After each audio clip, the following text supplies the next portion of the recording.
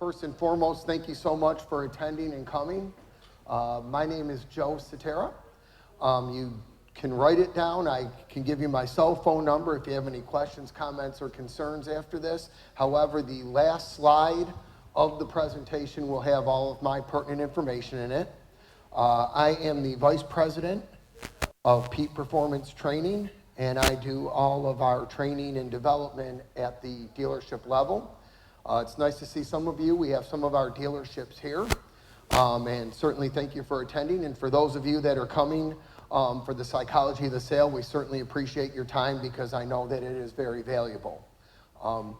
As I go into 2,000 dealerships a year, I try to preface our training by saying that I will keep you to a time frame, and I promise you that I will keep you to this time frame. I believe that we had it down for an hour, and we are already probably 16 or 17 minutes into this. And so I will go all evening if we have to.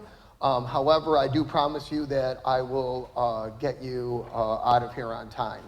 I actually came in from Florida last night from the Florida Independent Dealer Association. I know some of you were there, and welcome to Carolina. As I said, I'm the Vice President of Peak Performance Training, and this is the psychology of the sale. I think that what I hope that you guys get out of this afternoon is, I guess, I'm going to kind of preface this by looking at when I do this at a dealership. And when I tell salespeople, right, that today we're going to do a sales training at your dealership, to be quite frank, the majority of them bring toothpicks and are ready to stick them in their eyes, right, because we know how sales training is. Right, it goes on for 8 hours, and it generally isn't a lot of energy, enthusiasm, and excitement. This training course is probably a 24-hour course. I do it in 2.5 hours at the dealership level. And I do that because if I asked you guys in the room, as an adult, if I told you that you had to be in an 8-hour training, does anybody want to take a guess as to how long you actually have in a classroom before you tune out? And that is 2.6 hours. And so I really try to do a good job with our psychology of the sale and wrap it up in a 2.5-hour training. Today we're going to wrap it up in about 45 minutes. And the key word, I think, for our psychology of the sale is I've really focused on the psychology. And I think you guys will certainly get something out of this. We have our disclaimer. And as it says here, this training, psychology of the sale, is a high-level overview which condenses the material from 3 courses, a full 24 hours of training, into 2.5 intensive hours. For those of you that know the 80-20 rule, I kind of use the 80-10-10 rule, right? Everyone has heard of the 80-20 rule. In training, we focus on the 80-10-10 rule, right? I know when I go into a dealership or I work with salespeople, and when I say working with salespeople, in probably 600 or 700 dealerships a year, everything from independent stores all the way up to large franchise stores. We know that 10% of the people will never use what you bring into a training. And we know that 10% of the people always will. And what my goal is to get those 80% in the middle, the maybes, to try to buy in and learn something when it comes to sales training and development. Inside every prospect is a hidden treasure. Like all treasures, you need a roadmap to find it. One of the things that I really preach a lot at the dealership level is PPF, right? Process, procedure, and flow. And so I don't know how large your dealerships are or your dealership group, how many salespeople you have, how many rooftops you have. But I will say, right, that no matter what you do, there is a process, a procedure, and a flow. As I said, I don't know your particular dealerships, how big the operation is. Do you have a finance manager? Do you have salespeople? I know a lot of times I'll go into a dealership, and the dealership will say, geez, you know, we have 50 cars on the lot. We used to sell 40 cars, now we're only selling 20. Out of those 20 cars, we're averaging about $1,500 a car. And out of that $1,500, to be quite honest, our finance manager is only averaging $500 a copy. The deal was probably broke from the time the customer got on the lot to the time it got to the finance manager. And so one of the things that we focus on is that roadmap. The result, a goal without a plan, is just a wish. The result, right? Be energized, excited, and enthused. Achieve a basic understanding of the psychology of selling. Develop a desire for additional knowledge on the subject. Have a renewed attitude for the sales process. And we start with our section 1, which is preparing for peak performance. This is something, quite frankly, as I said, if I only have 45 minutes in this room, I'm going to focus today on more of the psychology than the sales process. I do that because what I realized very quickly, and I know some of you do know me in the room, I can give you an example myself personally. I pretty much haven't been home since the 4th of July. I think my key does still work in the door, or at least it did the other day when I got home. But I do spend a lot of time in dealerships and on the road training. And I think that one of the things that I really chose to do with the sales training is look at us as individuals. And I say, when I say us, I mean everybody in the room. It's not just if you're a salesperson and you're in the room today, you're an owner, you're a dealership principal, you're a finance director. The reality is every one of us in this room spends a lot of time at work. Can we agree with that? We spend a lot of time in the office. How many people spend more time in the office than they probably do in their own homes, right? Right? We get to the office in the morning. We leave at night. You go home. For those of us that have significant others, spouses, boyfriends, girlfriends, children, I don't know what kind of mood you guys are in when you get home, but our expectation of salespeople, right, is what do we tell them, right? Bring the energy, bring the enthusiasm, bring the excitement, leave your stuff at the door when you come into work. You're here to sell, sell, sell. And they get home, and what do they do to recover or decompress? I live in New York. I say that we were at phase 1. We may be back at phase 1 due to COVID by the time I get back to New York. But that being said, I now do a lot of reading on the planes. And one of the things that I created that we'll spend probably the next 15 or 20 minutes on, and you guys have a copy of, I personally think it's important. I did this particular training for the first time about 3 months ago in Dallas, Texas. It was Earth Motors, a relatively large independent store, 26 salespeople. And I figured I'd take a shot at this because it really hit home to me as I was flying to Dallas. And this is our peak performance pyramid. Now, it's ironic they call it the peak performance pyramid, even though our company is peak performance. I certainly didn't create that. Jim Lohr is a sports psychologist who apparently came up with this peak performance pyramid and uses it for athletes. He's worked with Tiger Woods, Michael Jordan. He is on the payroll for the Tampa Bay Buccaneers for Tom Brady, and he's his personal sports psychologist. I use a lot of analogies to sports, not that you need to know sports to understand the training, but the dynamic of it is that the majority of the greatest sports athletes now have a sports psychologist. What Jim did is decided to take this pyramid that he uses for athletes and create what we like to call corporate athletes. So he now works with Google, Microsoft, and Apple employees.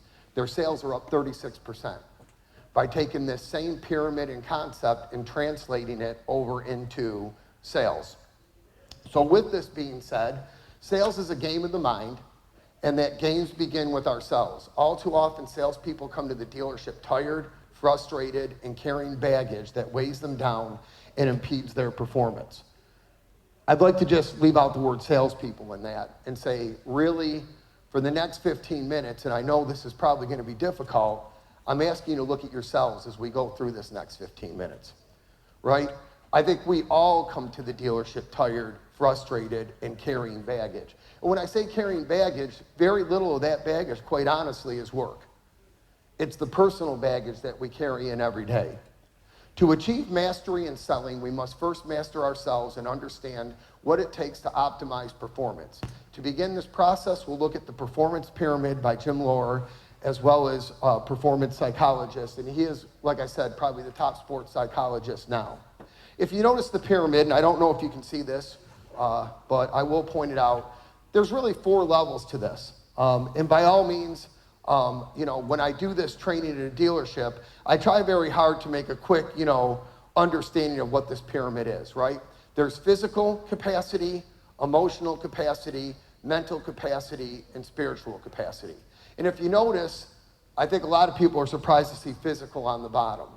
But one of the things that I really learned as I went through this particular program was the fact that with physical capacity, right, we know that physical builds the endurance and promotes mental and emotional recovery.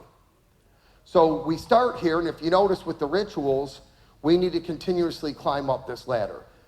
In order to be, you have to have physical capacity to get to the emotional state, which creates the internal climate that drives the ideal performance state. The mental capacity focuses physical and mental together on energy. And people, I think, kind of get thrown off with spiritual capacity, and by no means is this a religious training. But I think the spiritual capacity, right, it provides the motivation and determination and endurance. And so when we go to a dealership, I think salespeople, quite frankly, as well as managers, owner principals, are shocked when you say, we're going to do a sales training today, and I'm asking you to kind of look at yourselves in your life. Because the reality is that negative energy drains you. And so I really ask the salespeople to figure out, you know, in their personal lives, if you're carrying some of this baggage to work, what can we do, right? The performance pyramid is our goal. The pyramid helps to the pyramid helps to elevate you to what Jim calls your ideal performance state.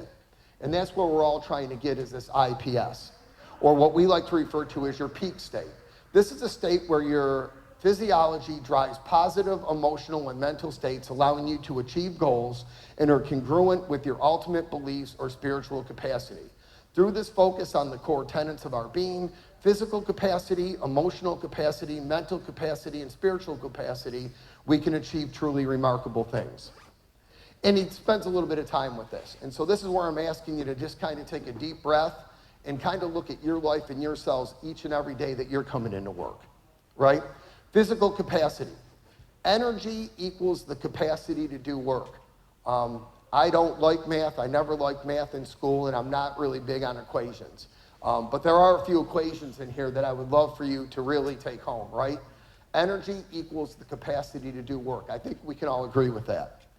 The body is the fundamental source of energy and thus the foundation of the performance pyramid. Research shows that the key to increasing physical strength is a phenomenon known as supercompensation, the creation of balanced work and rest ratios. I asked you guys a few minutes ago, right? We all know how many hours. How many people here work 40 hours a week, at least 40? Anybody 45? 50? 55? How many people take their job home with them? Mentally. Okay, so we know how many hours we're working. And what we're talking about here is a balance between work and rest. Let me just ask you this with a show of hands. How many people think that their life is very well balanced right now as you're here today between work ratio and rest? Do you think you work and rest at a good ratio? One? We got a no. I know I'm a no. Hold on, we got a good work ratio and rest? Okay, well then you count. That's great. I like this analogy right here, right? In weightlifting, the muscle is stressed to a point where the fibers start to break down. Allowed to recover, the muscle heals and grows stronger. Do this without the appropriate amount of recovery time, and the result is chronic damage. It is not the stress that is the enemy, but the failure to strike the right equilibrium between energy, expenditure, and recovery. I am, as you can tell, not a bodybuilder. But I always found it ironic when I go to the gym and I look at bodybuilders and they say, right, today I do the legs, tomorrow I do the back, the next day I do the legs, and I always wondered why they do them separately. It's because they understand, right, in weightlifting that those muscles are stressed, they need to heal. And so that's what I'm looking at you guys for today, is just to think about your own lives and figure out, you know, do you have that right balance of work and rest ratio? The physical capacity. A study on tennis players showed that the best competitors use rituals which had startling psychological effects. Concentrating on the strings of their rackets or assuming confident position helped their heart rate drop as much as 15 to 20% between points. The mental and emotional effects between the routines allowed players to focus and prepare for the next point. These rituals were their recovery time as well as their triggers to enter their peak state. The same applies to corporate athletes. It is not that their lives are physically stressful, but that they push themselves too hard mentally and emotionally, usually without physical rituals to reduce anxiety and help concentration. The model was carried out on a managing director who, as well as being a high-powered executive, has 3 young children. By building a regular workout into her day, she made physical stress source of greater endurance and emotional and mental recovery. She began working fewer hours and being more productive in those hours, confirming the relationship between energy and high performance. If I asked each and every one of you guys right now in the room, how many of you work hard, I'm assuming that we would all raise our hand. If I asked you guys how many of us work smart, I'm not sure how many hands would stay up. And that goes for every single one of us, right? We work hard. The question is, do we really work smart? When I get to this physical capacity, I think for those of us that are on the road a lot and entertain, for those of us that work in dealerships, the food we eat generally isn't that good. We're eating in different cities, eating all day at the dealership. And I can tell you that physical capacity plays a big role. I've been pretty fortunate. As I said, I lived in New York. I can tell you February 13th of this year, I weighed 281 pounds and was scheduled for bariatric surgery. It was canceled in New York for the 13th time on me in 13 months. I decided to take matters in my own hands. I've lost 105 pounds in 15 weeks, which isn't easy. And I don't say that for my personal story, but I do say it in the sense of the fact that I have this physical capacity has really helped me get to the next part of this pyramid. And that really is the emotional capacity.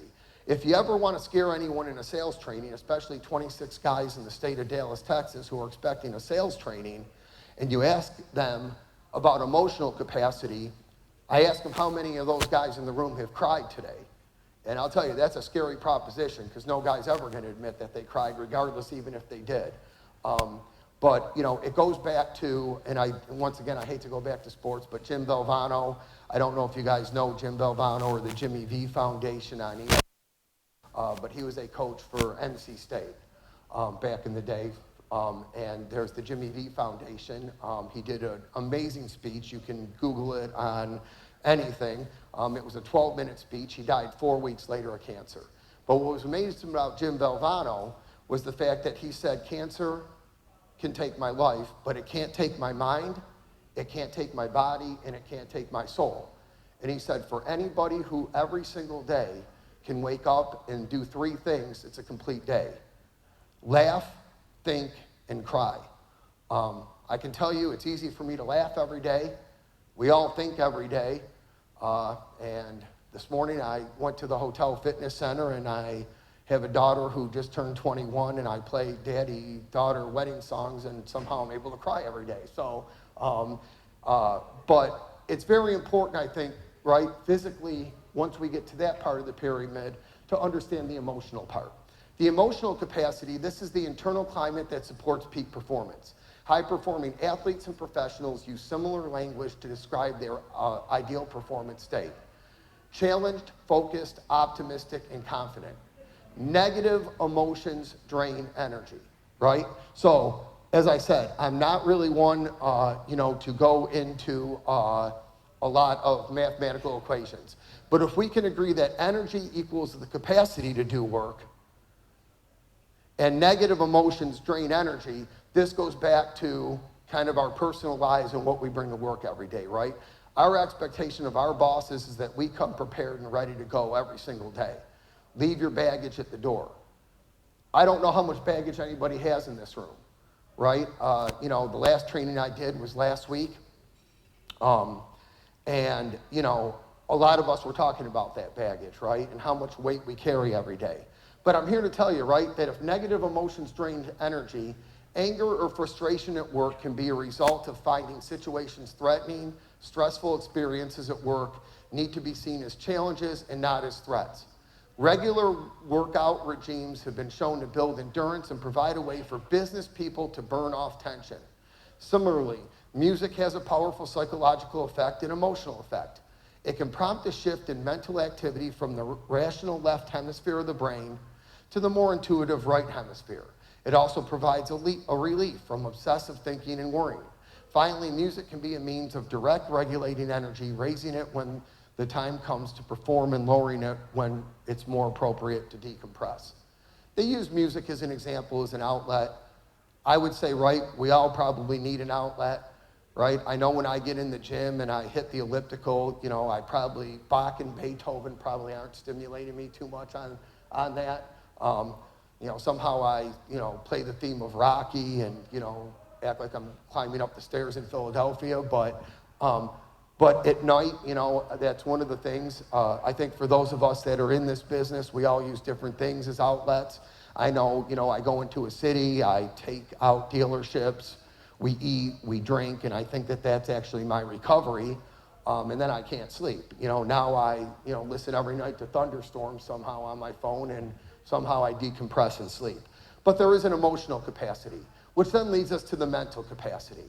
High performance, be it in sports people or business people, is most greatly enhanced through enhancing the cognitive capacities such as focus, time management, and positive and critical thinking. Once again, I won't single anybody out in the room, but let's look at that, right? How many of us, if we want to be high performance sports people or business people, focus, time management, and positive critical thinking skills, all very important. But once again, if we're not physically fit, if we're not emotionally in tune, it's very hard to keep focus, time management, and positive critical thinking skills. Anything that interferes with focus dissipates energy, right? So we know we need energy to get to work every day. We know that negative energy drains it, negative thoughts. And then here, anything that interferes with focus dissipates that energy. So meditation, sitting quietly and breathing deeply, is an effective way to train attention and promote energy recovery. I don't know how many of you guys have Apple Watches. Danny, who's in the back room, who's our executive vice president, bought me an Apple Watch the other day. All I know is every 10 minutes it dings and tells me I need to breathe. I assume that I'm breathing because I'm still here, but it tends to ding and tell me I need to breathe. Meditation and other non-cognitive disciplines can also slow brainwave activity and stimulate a shift in mental activity from the left to the right hemisphere. Have you ever suddenly found the solution to a vexing problem while doing something mindless, such as jogging or singing in the shower? That's the left brain, right brain shift at work, the fruit of the mental oscillation. Visualization is equally effective for reducing negative thoughts and encouraging confidence. Once again, I'm not a psychologist, I don't play one on TV, but at the end of the day, this really made a lot of sense to me, which brought us to the final top of the pyramid. And I want to preface it by saying the spiritual capacity, this is not a religious training. But that being said, the spiritual capacity, this is the energy that is unleashed by tapping into one's deepest values and defining a strong sense of purpose. This capacity, we have found, serves as sustenance in the face of adversity and as a powerful source of motivation, focus, determination, and resilience. By tapping into a deeper sense of purpose, it is possible to find a powerful new source of energy for both work, sport, and family. And I'll leave this part of the training with this. Those are the three things, right, that are the most important thing in my world, and that is work, sport, and family. Work, I always tend to think, right, without work, I'm probably not going to have a family. So I think work is very important. The sport part of it came because physically I needed to lose 100 pounds. And for those of us that have a family and work for our family, we understand how important family is. But I'm here to tell you that you will not have work, sport, or family unless you take care of yourself and unless you really stop and think about what you're doing to recover. Recovery is not going home, locking yourself in a bedroom, not talking to anyone. Recovery probably isn't going to a bar after work and then getting back up 7 or 8 hours later to do this again, right? Recovery is really being able to, tap into your deeper sense of purpose. And so that is what I kind of do at the dealership level. I can tell you it's been awe-inspiring. Danny can tell you I get text messages all the time. I have fathers who haven't seen their kids in 21 years who went to dinner with them last weekend. I have divorced dealership principals who now have finally talked to their ex after 30 years to clean out the baggage. Because whether if we want to admit it or not, carrying weight every single day, whether if it's at work or not, does weight you down. And so we do spend a lot of time, which I'm sure when you knew that today you were coming for the psychology of the sale, you probably didn't expect this, but neither do a lot of the salespeople. So I don't know if it was helpful or not, but we do spend a lot of time when we talk about the psychology of the sale. Here we talk about the power of the rituals, which once again, this is all in the new psychology of the sale manual. It's not going to be in this one. The very last page has my information on it. All you have to do is call me, send me a text message, send me an email. I have the complete updated book. This is an older version of the book that we wanted to bring with us. As I said, I actually came right from Florida, and so this is what they had here. But I will get you the updated book that has the power of rituals in it. Putting the pyramid together, we've already discussed, right? Physical, emotional, mental, and spiritual. And now we get on to section 2, right? Why do we do the crazy things we do? What motivates us? And so this is actually the sales training that you probably came in here for today. So as you can see, this is the what motivates us and what motivates us at our deepest core to do the things we do. If I went around the room and asked you, why do you work every day? Somebody can say, it's for the love of cars. I have a passion for the industry. Which I think we probably all do at our deepest core. But when I look at the deepest core, there's a reason why we do what we do, right? And so I ask you today, as we go through this, is what motivates you at your deepest core, right? Why do you get up in the morning? Why do you eat? God, I know why I ate, but I can't speak for anyone else. I just like food, right? Why do we go to work every day? Here's a hint. It's the same thing that motivates a prospect to buy a vehicle. This we talk about a lot with pain and pleasure, right? And when we talk about our deepest fundamental core, every decision we make in our lives is done to either avoid pain or pursue pleasure, right? If you think about it, every decision that we make is either to avoid pain or to pursue pleasure. Think about it. Why did you come here today? Now, this I ask salespeople, and they never want to ask honestly. But imagine having, 20, 30, 40, 100 people, salespeople in a classroom. Why did you come here today? Did you come here because you believe it will help you sell more vehicles and make more money? Or did you come because someone told you you had to? And they'll all sit there and tell me they came because they want to make more money. But the reality is their managers told them they had to be there at 8 in the morning or they weren't going to have a job. So, but that being said, once again, it's the deepest fundamental core, and why are they here today? Do you want to make more money so you can buy a new boat, go on a nice vacation, fancy restaurant, or do you want to make more money so the bank won't foreclose on your house? And that's the reality when you get into a room. Nobody knows the dynamic in that room, right? Anybody can put on a watch, anybody can wear a nice pair of shoes and a sport coat, but at the end of the day, what I really want to know from salespeople when I'm in a room is, what at your deepest core is motivating you today? What goals do you have? How many cars do you want to sell this month? Well, I want to sell 20. Great. How many did you sell last month? 5. Okay, so we know now, right, that you want to go from 5 to 20. If you're going to go to 20 cars this month, how many ups did you take? Well, I took 15 ups to sell 5 cars. Well, we know we need 45 ups, right, in order to hit 20, just by ratio. And then it comes down to, right, the fundamentals. But I really spend a lot of time with the psychology of the sale. Why are you here? What motivates you, right? I can tell you that I have been on every spectrum from going on a nice vacation in a fancy restaurant to making more money so the bank doesn't foreclose on my house. So I've ran the entire gamut.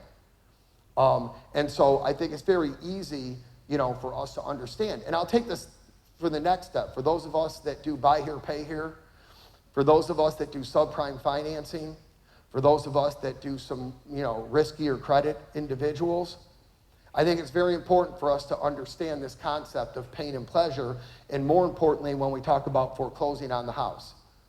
I think there's a very fine line, and that fine line is you're going to see. For anybody here who pulls credit who looks at credit now, I think what you're going to find is what we saw in 2008. We know there's credit criminals. You are now going to see very good people with very bad credit. I think COVID has really done a number. I think I've looked at probably 2,000 credit reports in the last 3 or 4 months. You're talking about people that were a 750 credit score 18 months ago that are at a 650 now, and they've deferred all their payments and waiting for this to end. And I have a feeling that before it ends, it's probably going to begin again. And so what I would really, say is, put yourself in their shoes and understand kind of where they're at right now, because I think, I think we're definitely seeing it, and what brought them into your dealership? Is it because they just wanted a new car? Or the reality is they're in a deep situation right now. So I ask you to be cognizant of that. Which is the primary motivating factor for most people? In other words, do most people go to greater lengths to avoid pain or to gain pleasure? The reality is that the majority of people are trying to avoid pain, right? There's a few of us in our life, right, that, want a Rolex. We may, need to buy a Timex. A lot of us may want a Porsche, but we're driving a Chevy Trax. But the reality is that most of the things that we do in our life, we're doing to avoid a pain, right? Our vehicle has 200,000 miles on it. The check engine light's on. We came to your dealership to buy a car. Not because it was our dream car. We're trying to avoid the pain knowing that our previous car is going to blow up. So if we understand this concept, we know to sell anyone anything, we need to demonstrate to the prospect that our product will take away their pain. If it not only takes away their pain, but also increases their pleasure, you've got a sale. How we make decisions. You've probably heard the saying, people buy with emotions and justify with logic. But what exactly does that mean? I'm guilty as anybody on that, right? I mean, I'm a pretty emotional buyer. I'd like to say you can't sell a salesperson, but, if you do a good job, I'm, pretty much emotionally in. I like to give a lot of examples, and like I said, I know we're short on time. We have less than 15 minutes, but I'll give you an example. I was doing a training of all places, Vancouver, British Columbia. I went, it was pre-COVID, and I went to a hockey game. And it was actually preseason. Now, for those of us that know anything about hockey in the United States, for $10, you can get a ticket for a preseason hockey game. Apparently in Canada, you can't get a $10 ticket for a preseason hockey game. And so in Vancouver, I decided that I have to just go to a ticket broker to buy a ticket for a meaningless game. And the salesperson said to me, I can get you pretty much any seat you want. You're by yourself. It's one ticket. I said, just give me the cheapest seat. So he gets me a $49 seat in the 300 level in Vancouver, and said, what do you do for a living? And I explained it to him. He said, so let me get this straight. You drove 3,000 miles here. You're stuck on a Monday night with no friends and nothing to do. You're going to a hockey game. And you mean to tell me you want the cheapest seat in the entire place? For $129, I can get you first row behind the goaltender. I said, yeah, but I don't need it. He's like, I didn't ask you if you need it, but don't you think you deserve it? Well, shit, I deserve it, yeah. So needless to say, $129 later, I'm sitting behind the goalie. And so where I go with this, right, is that I bought on emotion and not logic. Logically, I could have sat in the 300 level. So understand the fact, why do we make these decisions? Emotions drive 98% of our decision making. People look at this as a negative. Emotions are bad. I personally don't think emotions are bad. How many customers do you have that come into your dealerships that buy on emotion? Probably the majority of them. Most people believe they make a solid, logical, rational decision. They'll do what it takes to maintain this belief. So if we understand this simple yet incredibly powerful insight, we can create the world's simplest, foolproof sales system. Identify and understand the pain, right? The first step to any sale is to identify and truly understand your prospect's pain, not just on a high level, but deep down to its core. This is sometimes much more difficult than you think, and it takes some time to get to the root cause. Right?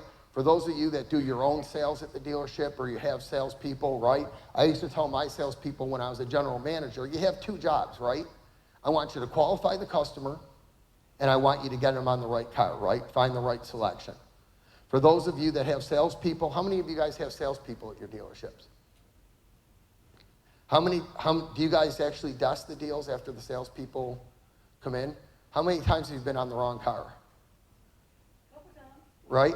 And so what happens is, right, and that's where I ask people, and if you don't have salespeople and you're doing it yourself, the theory is the same, right? Qualify the customer. Well, in order to qualify them, you need to find out, understand their pain, right? Why are they here, right? It could be because of credit. It could be, the reality is they have no place else to go. Or you may actually have the right vehicle that they actually need. It says here, make them feel the pain, right? Prospects need to feel the pain to make a change. And then you need to take away the pain. And the way we take away the pain is by qualifying them and getting them on the right vehicle, right? The last step is simple. Show them how your solution takes away the pain and adds the pleasure. Make sure you do this through emotion and logic, right? So you combine both of them. Determine the pain, make them feel the pain, take away the pain. This is the road to the sale, and I know that we have 10 minutes left now. And so I'm going to keep you to the 10. The schedule shows you out till 5:30. How many people want to stay here till 5:30? Just tell it. No, that's perfect. Great. I think we told them we try to wrap it up in an hour, but that's fine. So we'll definitely do our steps to the vehicle sale.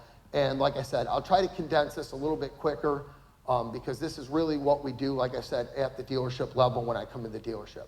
Now that we know the world's simplest, most powerful steps to a sale, how do we apply them to vehicle sales, right? This, I think, is kind of cool, right? It's your basic, I call it a sales pyramid. I know we've already seen one pyramid, right? So what I do is I really use this when I'm out at the dealership, right? So the very first part of the pyramid here is, right, we have the greeting where we're going to build like, trust, and respect. You'll find it hard to believe, I probably spend 10% of a training talking about a greeting. Why the greeting's important to me is simple, right? For those of us that have dealerships, right? Customer comes on the lot. Hi, welcome to Joe Chevrolet. Can I help you today? How many people have ever been to a Best Buy? You go into Best Buy, you look at a TV, the kid comes running up to you and says, can I help you today? What do you always say? Right. So if we already know we're going to say that, why do we use that during our greeting? So I still like to take ups at dealerships. I still like to be in a dealership. But you ever want to scare a customer? Hi, I'm Joe. Welcome to Joe Chevrolet. And you are? Mary, nice to meet you today. Are you here just looking?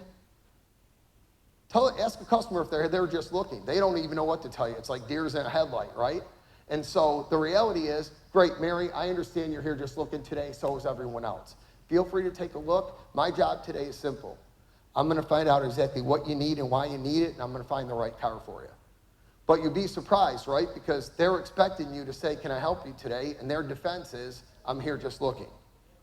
So we spent some time with the greeting. Then we're trying to build rapport, right? Find some common ground. Trade walk and identifying motives. I don't know how many of you guys take trades in. Do you get a lot of trades in? I know now inventory is tough to get. You're paying 30, 40% more than probably what the car is even worth at this point. And I know we're dealing with a lot, in the marketplace. But for me, especially where we're taking a lot of trades in and we're selling aftermarket products, I don't know how many of you guys sell service contracts and tire and wheel and the ancillary products. But to me, that's a very important part of the trade walk. We'll get into that a little bit. From there, right, we talked about interview and selection and gaining knowledge, right? And so that's the biggest thing for me. I want to try to figure out why that customer's here, what they're looking for, why they're looking for it, and try to get them into the right vehicle. Demos, demos, demos.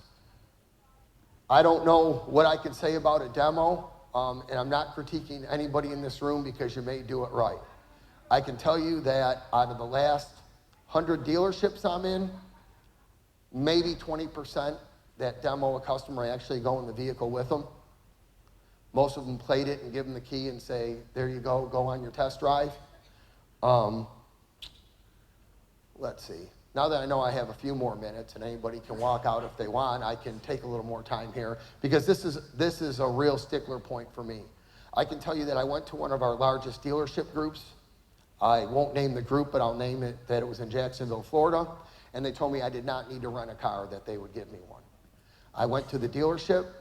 They put me in a 2015 BMW X5. They were asking $46,000 for it. It was black on black, and it was in the lot, ready to go for a customer. They gave me the keys. I was tired. I got in the vehicle. Started the vehicle up. The good news is it was getting dark, and I thought I was going to need lights, except for the fact every light on the dashboard was on, so I needed no lights. And when I say every light, it was green, yellow, red, blue. It looked like the 4th of July.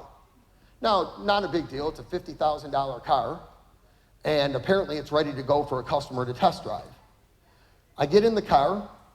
I drove not 30 seconds to the parking lot when I hear dinging, and there is 6 miles to empty.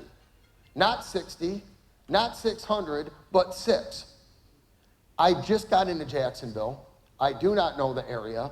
I have 6 miles to empty, and I have every idiot light on that dashboard on. But don't worry, everything's under control. The good news is it's beautiful weather outside, and I'll just go and get my own gas. However, when I turned the corner to make a right onto a main street, I realized real quick it started to rain, and this has the nice feature of automatic windshield wiper blades, which would have been great had the windshield wiper blade not flew off the vehicle and landed 4 lanes over. So I do not have a left driver's blade. Every light is on in the vehicle, and I'm now down to 4 miles in gas on a $46,000 BMW that you're going to sell a customer. So what I decided to do was drive it back after I put $10 of gas in, and I decided to bring the salespeople in the room. And I asked the salespeople very simply, if I pull 20 keys off the board right now, can anybody guarantee me that these cars have gas in them? No. Can everybody guarantee me that every car starts? No. Can everybody at least guarantee me that if I get into it, the car is safe and there's not a light on? No. I will say that this dealership group grossed $1.9 million last month, right? Because apparently people still buy cars. What I'm saying is that from a customer standpoint, how many of you would have bought that vehicle, by the way? Right? And this happens time and time again. So I challenge your salespeople or you or yourselves, if you're going to test drive someone in a car, please make sure there's gas. Please make sure the vehicle starts. Please make sure it's safe, which you would know if you're doing the demo. And more importantly, how many of you guys have a car in the lot right now that's been there at least 30 days? Right? Everybody? Can anybody tell me, have you driven that car in 30 days? Do they get driven? Probably not. So what happens? Condensation builds up. We take the, customer gets in the car because all we do is throw a plate on it and tell them go take it for a test drive. And what happens at the first light? They hear the brakes squealing, right? Doesn't mean there's bad brakes, it's just it hasn't been driven, right? And how do you overcome that if you're not in the vehicle on the test drive? So I'm a big stickler, as you can tell, and probably none of you guys, actually you might really like me if I sold you a car, but I'm still pretty much old school, right? I take you out on the test drive. I tell you to pull it in the sold line when we get back to the dealership. You or your salespeople are going to tell me we don't have a sold line. I'm going to tell you every spot's a sold line, right? So we're going to pull it in the sold line, and you're going to tell me I just want your best price. And I'm going to say, Dina, great, I'm glad you just want the best price because I'm going to give you the best price. But as long as you're going to buy the car from me today, right, I'd still appreciate you pulling it in the sold line. By the way, Dina doesn't know it, and I hate to single you out, Dina, but you're the only one name I know. And so what Dina doesn't know is, right, before she gets in, I give her a sold hold tag. Dina, by the way, as long as we're going to work numbers on your new car and you're going to pick it up this afternoon, can you just stick this under your windshield? It's a sold tag. So I don't know. I know 20 minutes ago she wanted the best price. It's sitting in a sold spot with a sold tag on it that she put under her sold windshield. I don't know. Maybe I got the sale. I don't know. But what I'm saying is that until we do demo, the customer cannot build mental ownership. So I really would challenge you guys to look at the way you're doing demos. Right? We have the trade walk, which increases the gross. Once again, when it comes to trades, how many of you guys take a great deal of trades in? Right? I don't know how you guys do a trade walk now, right? Let me ask you this. How many people, when a customer comes in with their trade, thinks their car is worth more than what it is? Right? Every one of them? Right? That's my favorite, right? You know, Kelly Blue Book says right here, I printed off, Kelly Blue Book says that my car is worth $12,000. And I say, fantastic, because I'll put mine on Kelly Blue Book and they'll tell you it's worth 37. I'm asking 25. So the good news is I'm willing to give you KBB if you give me KBB, but it never seems to work that way. And by the way, has anybody ever seen Kelly Blue Book write a check? Because I have not seen that yet. But that being said, when we talk about the trade walk, once again, that's part of what I try to work with salespeople on, right? Here, I'll single you out. I'm sorry, what was your name again? Vincent. So let's assume, right, that Vincent comes to the dealership, and Vincent's trading in his 2012 Toyota Camry with 212,000 miles on it. And he thinks that car's worth $10,000. Now, the sad thing is, it might actually be worth $10,000 today just because of the way the used car market is. But that being said, I know that that's probably a $6,000 car, so $5,000 car. So what I'm going to do before I do anything is say, Vincent, before our used car manager puts a number on your car, come with me. I want to get more money for you. If you tell a customer, come with me, I want to get more money for you, do you think a customer is not going to beat you out that door? And what do? That is part of why I stress a trade walk. Do all your dealerships sell service contracts or aftermarket products, right? So to me, this is where my game begins, kind of like the Olympics, right? So I may look right at Victor and say, Victor, real quick, I'm just going to look at your car real quick, like I said before, our used car manager looks at it. I happen to know a little dent, ding, or scratch I see right here in the door. I assume when you purchased this vehicle, did you get any type of paint protection at all when you bought it? Most customers say no. Completely understand. Logically, if you did, I'd try to get that removed, get you a little bit more for your vehicle. I just make a quick walk around, and the final thing I say is, Victor, real quick, I assume when you bought this, you bought some type of vehicle service contract with it? No, I don't get that stuff. Completely understand. To be quite honest, really only 3 or 4 out of every 10 customers get that anyhow, but I totally get it. And what do I do before I go in? Victor, real quick, before I have Dina take a look at your car and put a number on it, quick question for you. If you were going to buy this car from me today instead of sell it to me, do you think you'd pay a little bit more if it didn't have any dents, dings, scratches, rust, stains, and you knew that it was serviced for 4 years under a service contract? Everybody would. Now, what did I do? Do you still think your car is worth 12 grand? And what's the odds that you're going to buy product now on your next one? But do we do that? Probably not. I don't know. Or maybe you do when you're good. I'm just in a lot of dealerships. So once again, when we talk about demo's important. Trade walk is important. If you have a service department, and I don't know how many of you guys have a service department in your stores or work with the service department, right? To me, that's huge, right? Once again, as long as Victor's pulled his car now in a parking spot that's a sold spot, and Victor has a sold tag on it, and Victor thinks I got him more for his trade, but it's really going back to $6,000, the nice thing is that then I can take him to my service department, right? Victor, as long as you're going to pick the car up for me in another couple hours and it's in a sold line, come with me. I want to introduce you to Danny. Danny's one of our master techs here.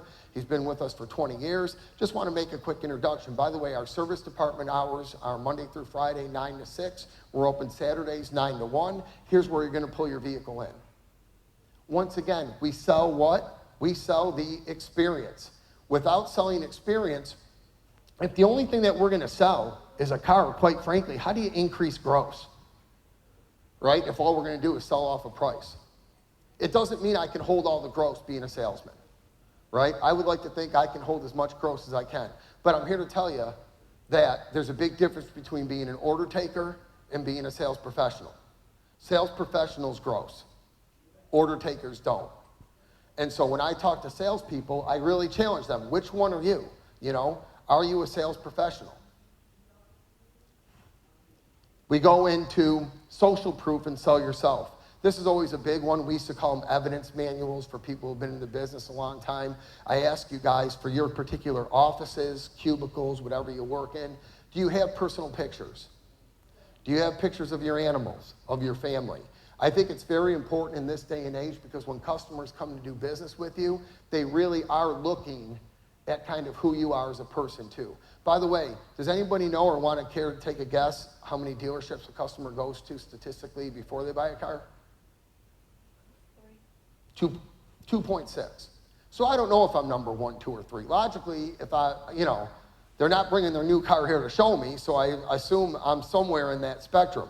But where I think it's important is a lot of what the conferences I go to, they're talking about now, right? This is a world of social media, and they really want to get to know you. I remember when I started out in the business, it was 1984, I was selling in a Toyota store.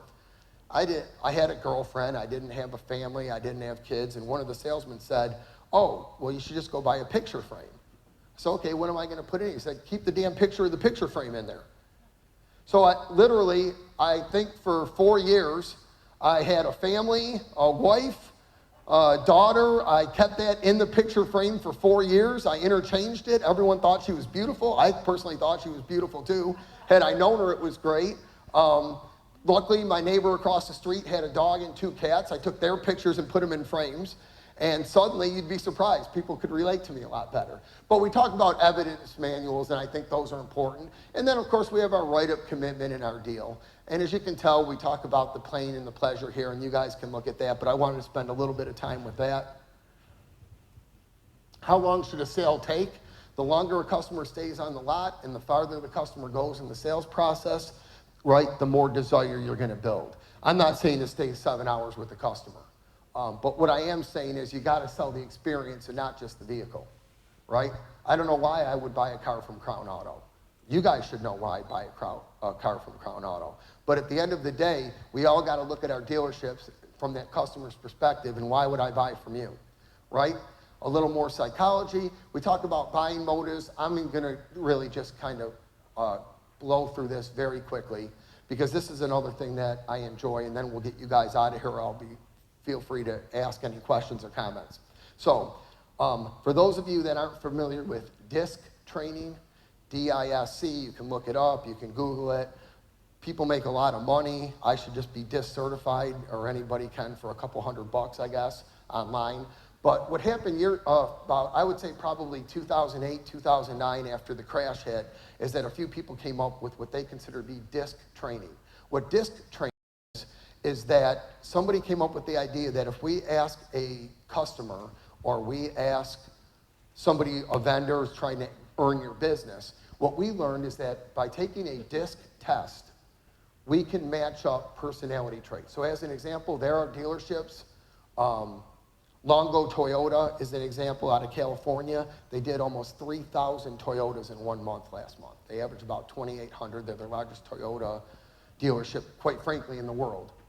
They're just outside of Los Angeles. They use a DISC assessment. Customer comes in, they're handed an iPad, the customer has to answer 10 questions. They answer quick 10 questions, hit enter, it goes to the desk. This computer automatically has an algorithm and puts that customer in one of these 4 personality traits and matches them up with the appropriate salesperson to match that personality.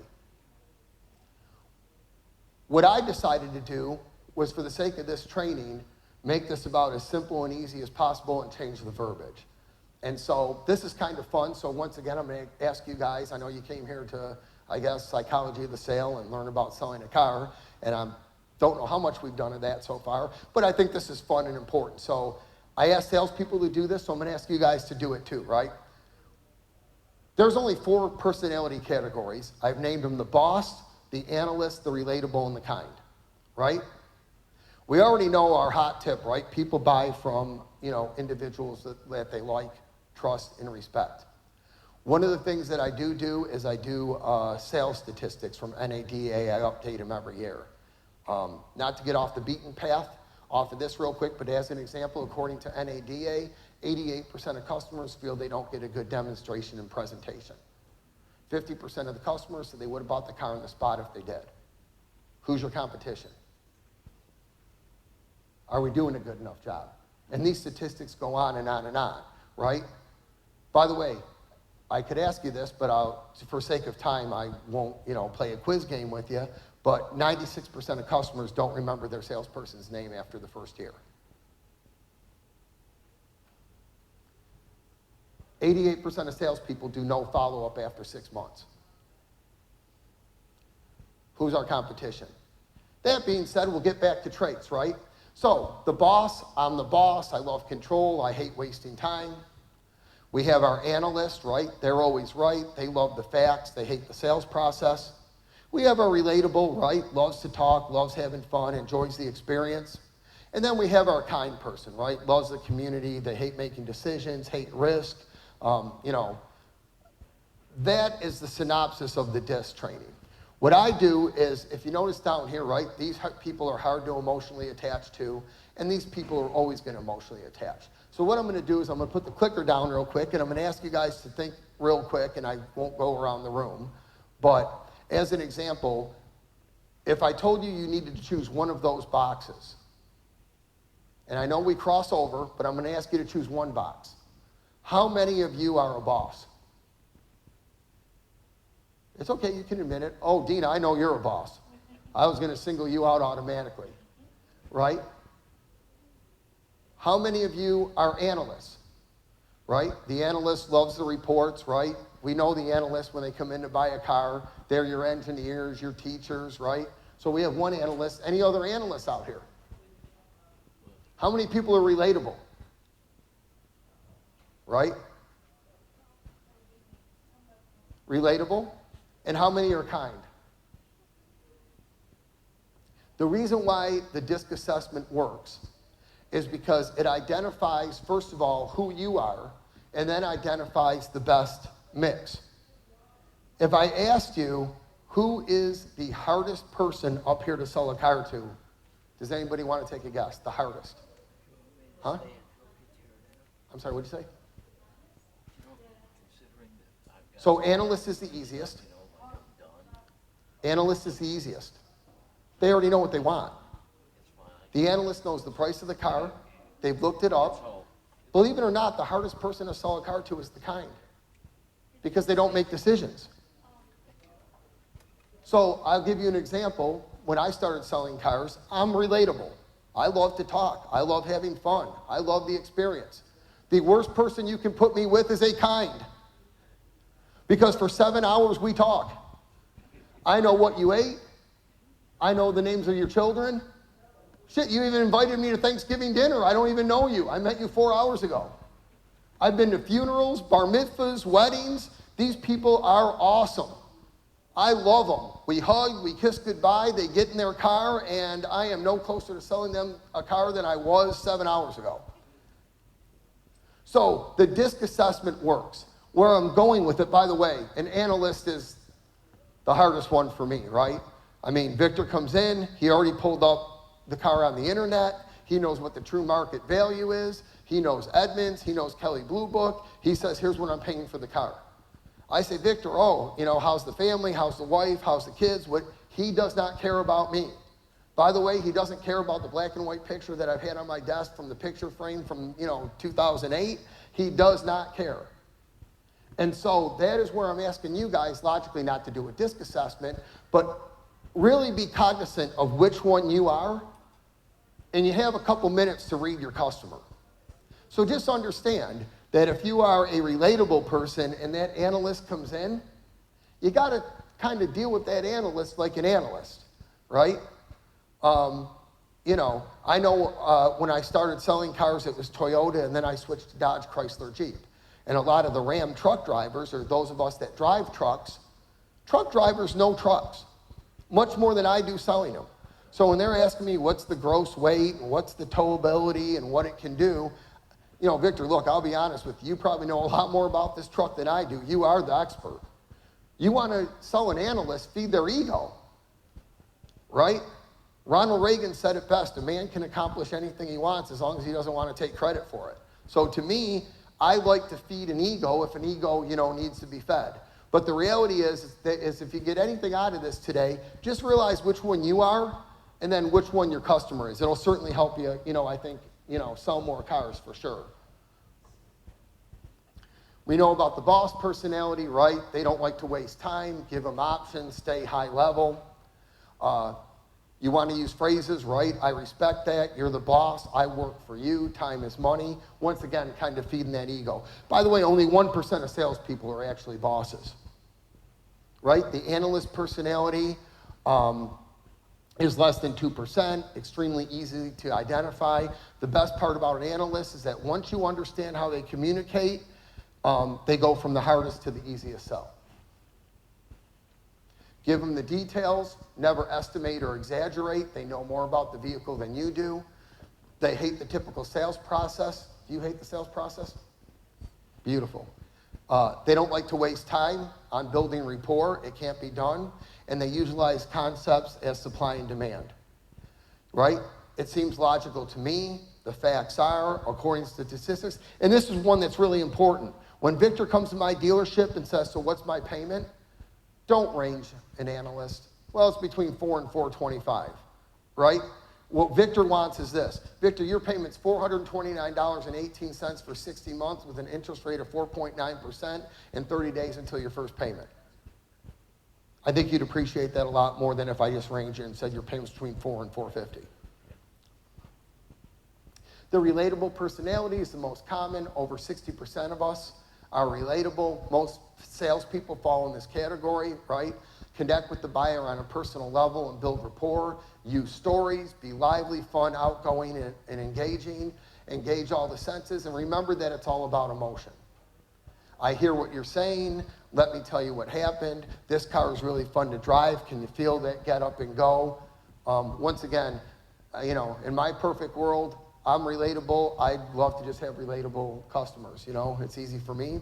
And the kind personality is the last of our group, and like relatable are driven by emotions. Kind personalities love to help others and do the right thing, but sometimes this makes them feel like they're being taken advantage of. So when you have that kind person, most of them aren't going to buy on the spot, right? They got to check with someone first.